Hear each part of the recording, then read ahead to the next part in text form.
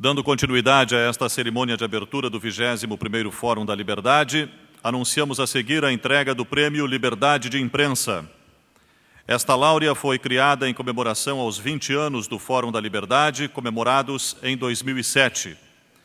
Este prêmio reconhece que numa sociedade democrática, que preza pela garantia de liberdades, o acesso à informação de qualidade com credibilidade é fundamental. Convidamos o senhor presidente do Instituto de Estudos Empresariais, Giancarlo Mandelli, para entregar o Prêmio Liberdade de Imprensa 2008 ao jornalista Carlos Alberto Sardenberg.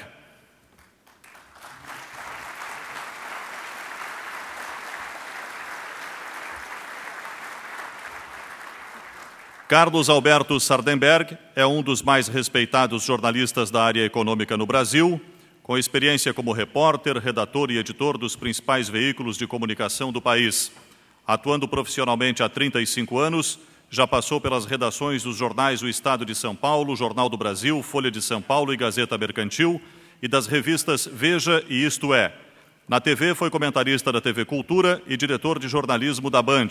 Sardenberg trabalhou também na área econômica do governo do Estado de São Paulo, na gestão Franco Montoro, como coordenador de comunicação social do Ministério do Planejamento e assessor da reitoria da Universidade Estadual de Campinas, onde participou do planejamento dos cursos de pós-graduação em jornalismo da instituição. Atualmente é comentarista da TV Globo e âncora da Rádio CBN. Escreve ainda um blog no portal de notícias G1, em que comenta e analisa as notícias econômicas. Com a palavra, nosso homenageado Carlos Alberto Sardenberg.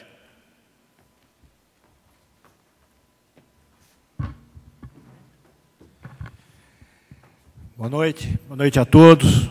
Muito obrigado. Não queria agradecer muitíssimo essa premiação. É muito importante para um jornalista e para um jornalista que lida com economia e política já há tanto tempo. Eu queria falar rapidamente sobre liberdade de imprensa e sobre o tema do tema do Fórum da Liberdade deste ano, que o mercado é o mundo. Liberdade de imprensa. Tem havido muitas tentativas, de uns tempos para cá, de controlar a imprensa no Brasil, sob diversos pretextos, como alguns deles, por exemplo, de garantir que a imprensa tenha mais qualidade.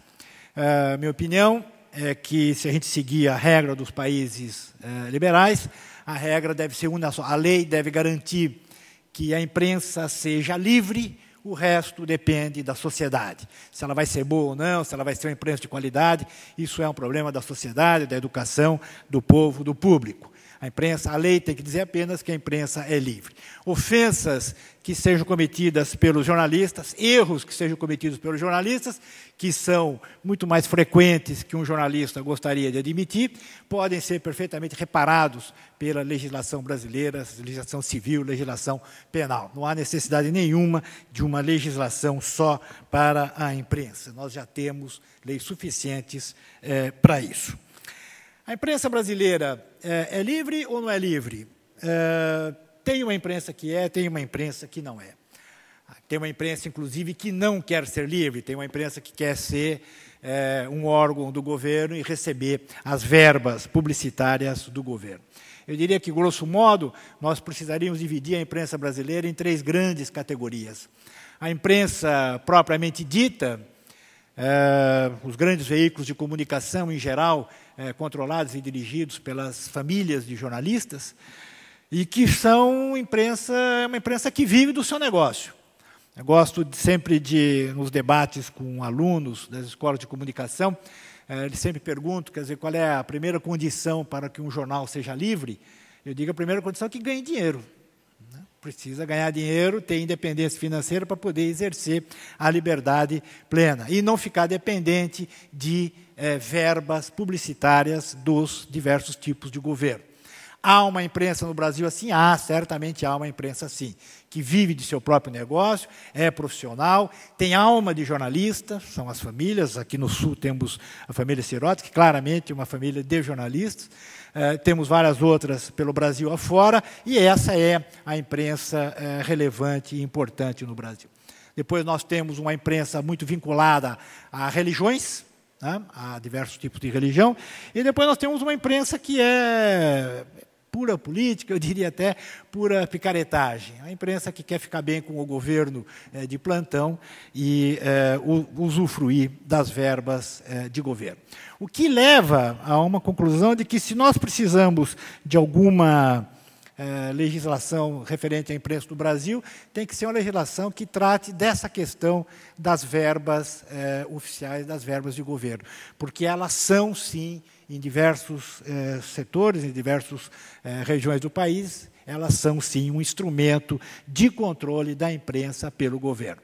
Felizmente, é apenas uma parte da imprensa, e, felizmente ainda, o público sabe distinguir entre a imprensa que é chapa branca, a imprensa que é governista, a imprensa que é picaretagem, daquela imprensa que é verdadeiramente dedicada a relatar os fatos, a dar a sua opinião sobre os acontecimentos. Opinião e informação. A imprensa brasileira, como vocês podem ver, pelo que eu disse, o resumo é que a imprensa brasileira ela é muito irregular.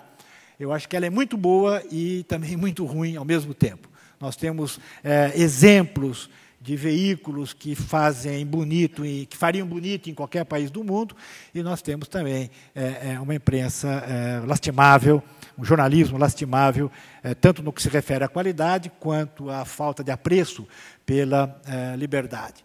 Agora, de novo, eu acho que isso faz parte do amadurecimento do país. Não existe possibilidade de se tentar impor uma imprensa boa ao país. Ela tem que, a sociedade vai avançando, vai se aperfeiçoando, e a imprensa vai melhorando junto com ela. Acho que a imprensa brasileira hoje é bem melhor do que foi em tempos passados. Pelo menos é mais profissional e vive sem depender do governo e dessa imprensa que eu falo. Bom, quanto ao nosso tema, queria colocar minha colher um pouco aqui nesse tema, que é o mercado, o mundo. Especialmente porque, para reforçar o que disse Paulo Guedes, eu também acho que nós, aqui no Brasil, somos prisioneiros de ideias equivocadas e de ideias que já se provaram equivocadas que já se provaram equivocadas em diversos lugares do mundo e que têm uma sobrevida aqui no Brasil e na América Latina.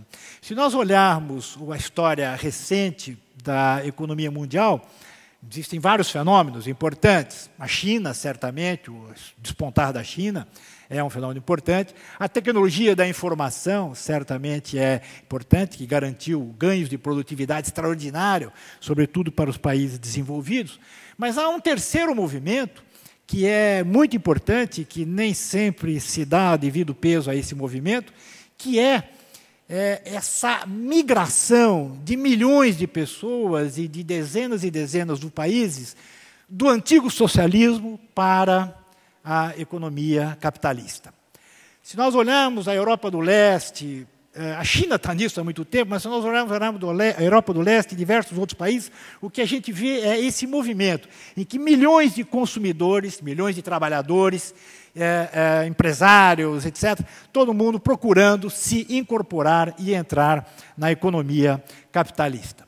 Eu estava lendo hoje, agora há pouco, aqui, vindo para cá, uma reportagem sobre o estouro da bolha na Bolsa de Ações da cidade de Ho Chi Minh, Vietnã. Estourou a bolha de ações no mercado financeiro da Ho Chi Minh. E é gozado que eu estava lendo ali o noticiário, e aí quando a matéria citava os representantes locais, os vietnamitas, eles falavam assim, quase como um orgulho, sabe, a nossa primeira bolha. Sabe, como se fosse assim, ó, chegamos lá, nós também temos uma bolha capitalista aqui no nosso mercado de ações. Todo mundo, se você olha para toda parte, olha a Europa do Leste, por toda parte o que você vê é a construção dessa economia capitalista.